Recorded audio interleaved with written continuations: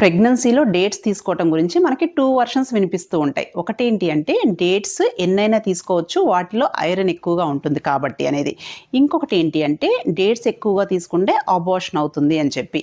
రెండిటిలో కూడా పూర్తిగా వాస్తవం లేదండి. యాక్చువల్గా డేట్స్ వల్ల అబార్షన్ అవుతుంది అనేది అపోహ మాత్రమే, ఇందులో వాస్తవం లేదు. ఇంకొకటి డేట్స్ ఎన్నైనా తీసుకోకూడదండి, డేట్స్ లిమిట్గా తీసుకోవాలి. ఎందుకంటే డేట్స్లో క్యాలరీస్ ఎక్కువగా ఉంటాయి, వెయిట్ గెయిన్ అయ్యే ఛాన్స్ ఉంటుంది. సో ప్రెగ్నెన్సీలో మెయిన్గా 7th మంత్ వరకు రోజుకి 2-3 డేట్స్ తీసుకోండి. అండ్ 7th మంత్ తర్వాత నుంచి డెలివరీ టైం వరకు రోజుకి 5-6 డేట్స్ తీసుకోవచ్చు. ఇలా డెలివరీ ముందు ఎందుకు తీసుకోమంటున్నారు ఎక్కువగా అంటే, యూజువల్గా ఏంటి అంటే మనకి ప్రెగ్నెన్సీలో కాన్పు నొప్పులు మొదలవటానికి కానీ, అవి పెరగటానికి కానీ, గర్భసంచి ద్వారం దగ్గర సాఫ్ట్గా అవ్వటానికి కానీ యూజ్ అయ్యే ఆక్సిటోసిన్ హార్మోన్ లాంటి ఎఫెక్ట్ కొంత ఈ డేట్స్ తీసుకోవటం వల్ల కలుగుతుంది. లైక్ మనకి first stage of labour time అనేది తగ్గి నార్మల్ డెలివరీ అయ్యే ఛాన్స్ కొంతవరకు పెరుగుతుందని చెప్పి మన స్టడీస్ చెప్తున్నాయి.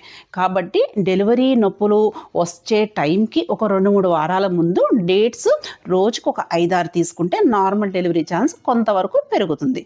సో 9వ నెలల వరకు కూడా తీసుకోవచ్చు, కానీ డయాబెటీస్ ఉన్నప్పుడు మాత్రం రోజుకి 2 మాత్రమే తీసుకోండి. ఓకేనా? Thank you.